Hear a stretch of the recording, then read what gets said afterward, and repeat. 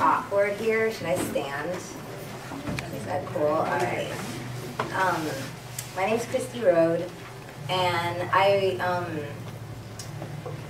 I'm from Miami, Florida. I grew up in a really Catholic and conservative Cuban community out there. My family was like fairly liberal for the way that Cuban Miami was, but at the same time, as far as like sexuality and all these, and my politics and just mostly sexuality though, let's get real. That was the thing that was really difficult for me to exist in that world comfortably. And so I came out as queer to myself when I was like 12, and I was like, what do I do with this? You know? So, you know, I spent all these years like looking for this thing that didn't like fetishize my identity, or didn't like, or you know, like a youth culture that wasn't constantly making jokes about it, like. And then I discovered Green Day when I was about like 14, and they were on tour with an all-gay punk rock band called Pansy Division, and I was like, oh my God, this is like everything I've needed my whole life, you know. So you know, I found this thing that like really allowed me to like identify or practice my identity and acknowledge it, even if I didn't really have any friends or a community at the time. But I found this thing that allowed me to be who I know that I was. I knew that I was. And in Miami, there was a really Latino punk scene, so I can exist in this scene. And like racism was a discussion, but it was more in a vast scope of like, you know, like the Nazi skinheads are going to show up to the show tonight, so we have to set up an army of people to fight them. And it wasn't that like internalized racism that happens that happened later in life when I left Miami because I felt I just never found a queer community. And as much as punk rock was awesome, I felt like I was still like the butt of a joke. I was still, and the fact that I wasn't like I don't know, I really I always felt awkward in like lesbian communities, and I never like I just never knew why. And the older I got, the more I realized it had a lot to do with like, I don't know, my relationships with different things, which is off topic. But I just never found a like gay community that I felt like I could be myself and be comfortable, and it was really hard. Miami's a big city.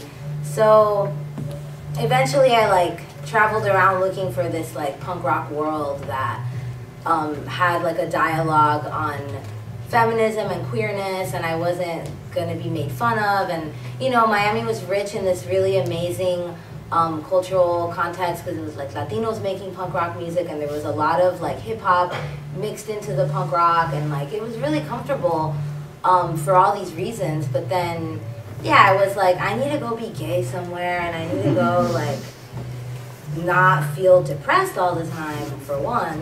And then, you know, I found these worlds that really spoke to my political values. But, you know, as a Latina coming from this world where, you know, Miami, you go anywhere, everyone's going to speak to you in Spanish. It's the primary language there.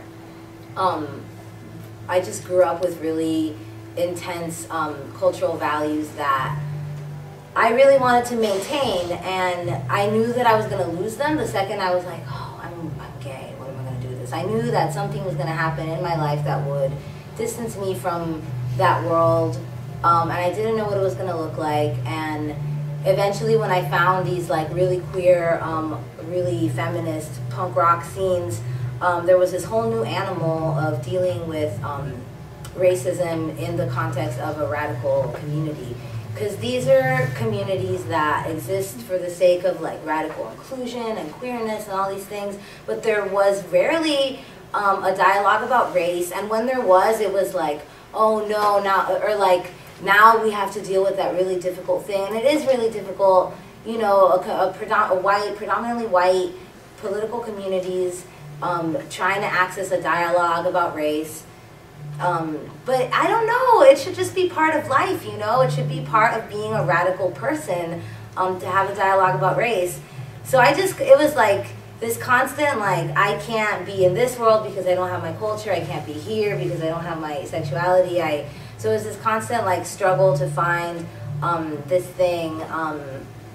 And then, you know, another thing that would happen a lot in really legit and amazing radical communities that were doing cool work, but then there was that moment of like people questioning, like, why do I even like punk rock? Like, why am I sticking around? Like, why do I still care?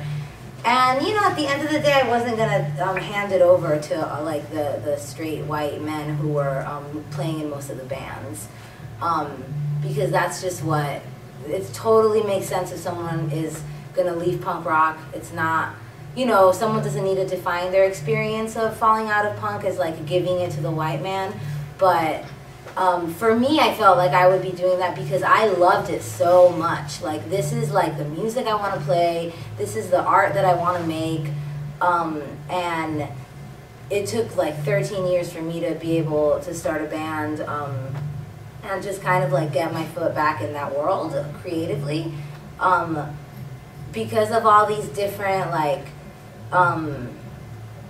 falling outs with punk rock communities, like exercising really awkward racism that is like a lot of shock value ingrained in the history of punk, which was kind of deconstructed in a lot of like radical punk communities where there isn't that like racist humor, but then there is this like intense goal to be anti-racist, and then that creates this like unintentional like colorblindedness where it's like we're so free and we're so radical, but people of color feel isolated at our shows and we don't know why. So eventually, I'm going to read to you now from this article about this era of my life where I had fallen out of everything. I felt like I had been like I made a lot of choices that the foundation was like somewhat assimilation, like whether it was the punk rock community, like feeling bullied by the punk rock community to be vegetarian or to cut my hair a certain way or to dress a certain way, to you know, like just like I feel like the first time I cut my hair was like, well, I can't be like a pretty Cuban girl, so I'm gonna do this. And then I was like, okay, well, I want to get back all that stuff. I want to like reclaim my culture and find my roots. And so I grew out all my hair. I started eating meat again. I moved to New York City, and then Obama became the president. And I'm gonna read about that era. And there's also, in this thing I'm going to read, there's the underlying theme of the embargo. I'm a Gemini, sorry for all the subtopics in this presentation. So, yeah, the United States has this embargo on Cuba that has created this other layer of further isolation from my culture, where I can't go visit my family, I can't, you know, they're so close. I'm from Miami, Cuba's like 90 miles away.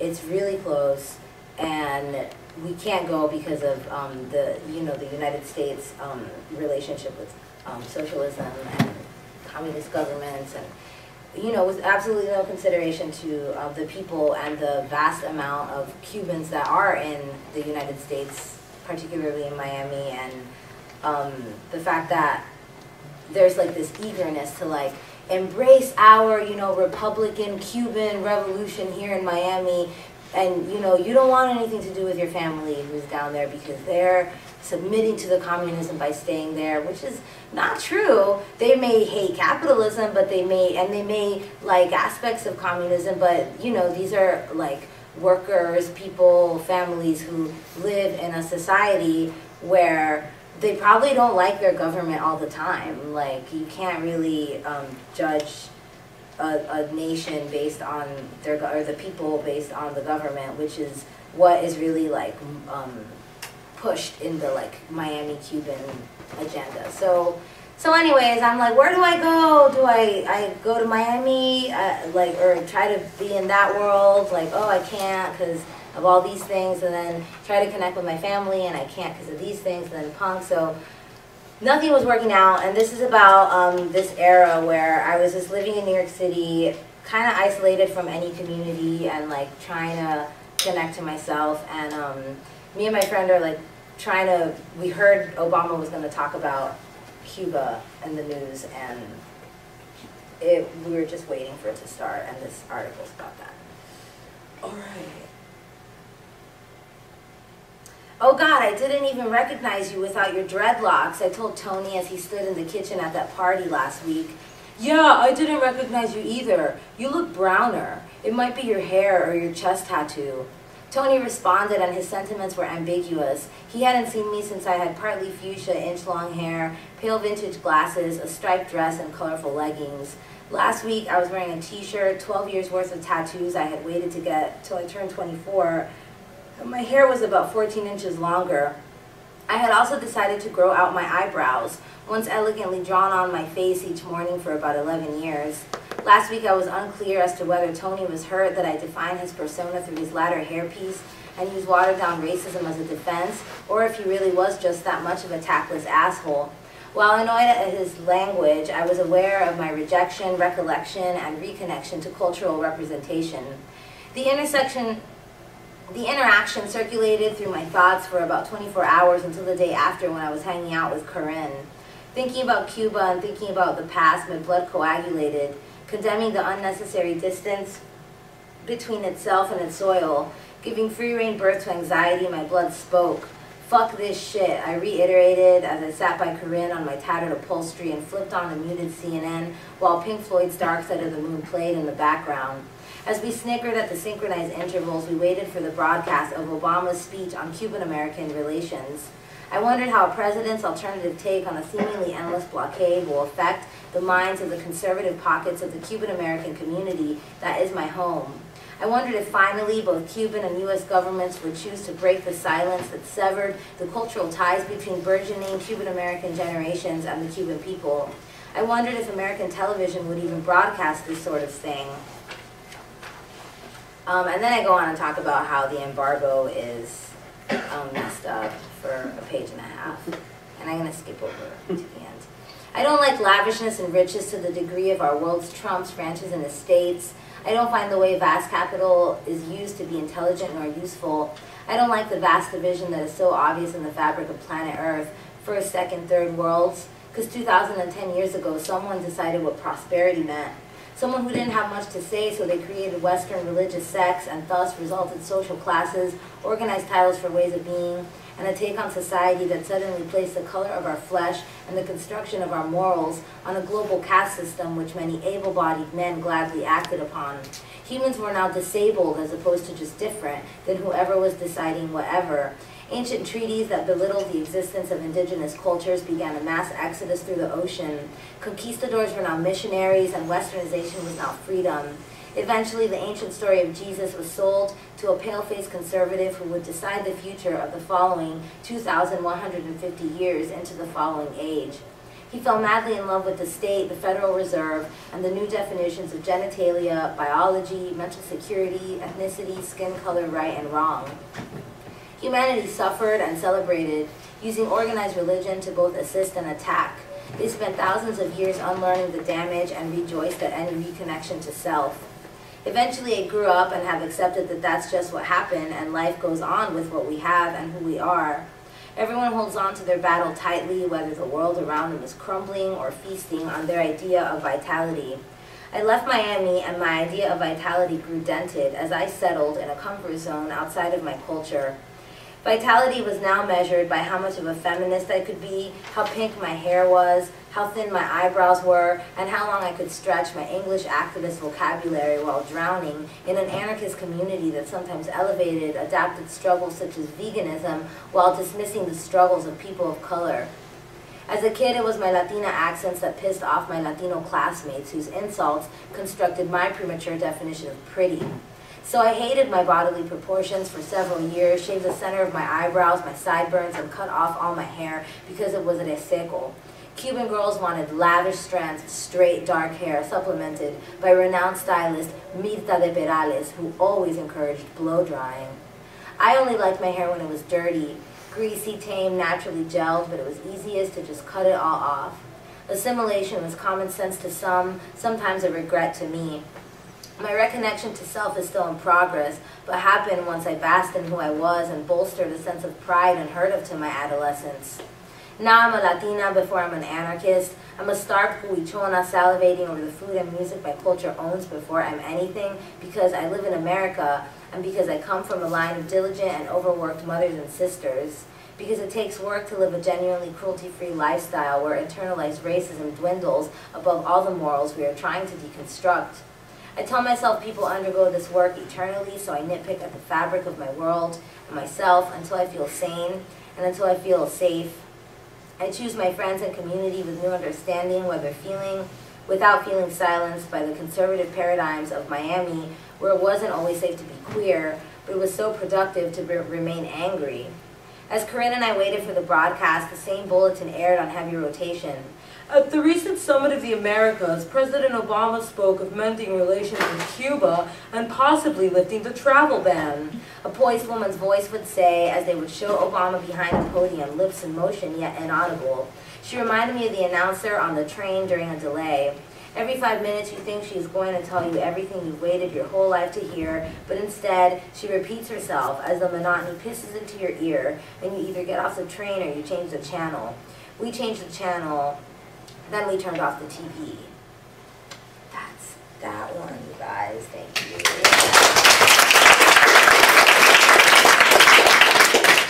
So I'm going to read a little. I've written so much. Most of my stuff talks about or involves the concept of or most of the stuff I've written after that I've released and still sell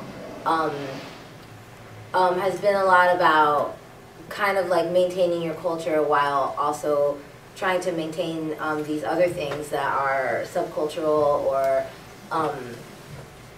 some other identity related thing. And I just finished this book, Spit and Passion. It's about coming out to myself and being 12 and just like staying in the closet and like what am I going to do now that I have this closet that I can't come out of, because my culture was really important to me, and it was this part of me that, you know, you see so much assimilation around the world, and just the general like wiping out of societies. And, you know, like I didn't really want my identity to be like the catalyst for this like thing of this like event of losing my cultural identity. So it's just this book about being really confused and in the closet and stressed out. But I discovered Green Day, and that makes it all better.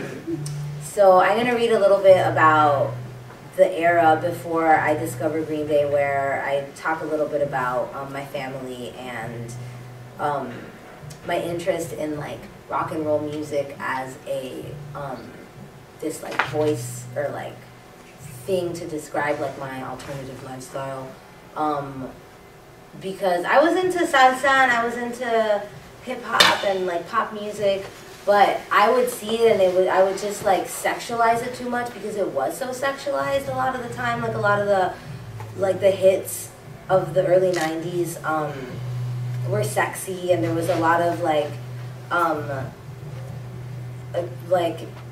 I don't know, like energy that was just sexual, like the sexualization of like women. And even if it was empowering and awesome and a great dance video, it was still like me observing this thing that I couldn't observe around my family, so I kind of like would hide in my room and listen to Madonna. But then when my family would be watching like the award shows and stuff, I would be like, I gotta go listen to Aerosmith. This sucks. But then it's like, actually, it's just turning me on, and I don't know how to, I don't have a language for that yet. Okay. All we need is love, it's true, but there is a monster rumbling beneath the surface of any Cuban household with traditional Catholic values. Casual homophobia. It's a social acceptance of gay jokes, slurs, and homophobic remarks when in the presence of a feminine man or a masculine woman. I saw it as a side effect of money and power, destroying spirituality. Family values were now tainted with the learned concept of homophobia. My life at home was the only safe middle ground I knew, where I could be confused without having to constantly justify or explain it. Every so often, I left my family worried about the disconnect exposed by my blank stares as everyone else laughed at that funny thing someone may have said about gay people. I had my secrets, but I liked to pretend that there wasn't much to hide. I liked to pretend that the cuffs in my jeans and the dirt on my knees told my story. I liked to pretend the single braid that draped across my back gave the illusion of a butch haircut I might never feel safe enough to have. My cousins, my sister, and I were still best friends, but as adolescence began to take over, the isolation trundled beneath us and held me at night. As everyone slept, I hid in a cocoon with my blood vessels and my inhibitions. My interests had diverted from the usual games Fifi, Santiago, Gabriel, and I enjoyed together. Now that it was summer and I hadn't really made any friends, I missed talking to strangers in class. I still felt a deep commonality with the other kids in the family and with Hortensia. Horti was my liberal-minded aunt, a high school government teacher who was a kid at heart. She represented the trailblazing of my family's political values. During the 1992 elections, we were asked to write about our choice for a presidential candidate. As Miami's Cuban population and the entire student body of Josephine Santa Cruz Elementary happily supported George Bush Sr. and his anti-abortion policies, Horti pushed the notion that Bill Clinton cared for women's rights. She helped me write my paper. I should have clicked that earlier, sorry. She helped me write my paper, allowing me to be the only student in the entire classroom who chose Clinton. Perhaps, and that was really alternative for like early 90s Miami, guys. Perhaps she was also tortured by our local society and its inability to question tradition. Perhaps my sister and cousins were also at a loss as far as where to go from here and what to believe in. Perhaps we were all perplexed but unable to express it together. Together we entered the dark tunnel of adolescence that chastised our organs and accentuated our fear of God. Having grown up around salsa and Latin pop, I wanted something foreign because fuck, I felt foreign, like an alien from gay space. I wanted something slightly more tortured than Madonna or Oro Solido, no matter how much I needed to vogue myself to sleep. Thank God I recognized Queen from Wayne's World when I saw that tape on Esperanza's living room. My love for musicals brought me as close to Outcast as anything could. Sometimes I sat below a lime tree and listened to Queen, picking at the thorns when thinking became tedious, tearing apart a lime when picking became compulsive. My love for Freddie Mercury gave me wings, and together we existed in an imaginary vortex of the future. I knew what punk rock was. I actually was obsessed with the idea that these punks trolled about the planet questioning the status quo. I saw punks once on Alvin and the Chipmunks. I was floored for 24 hours.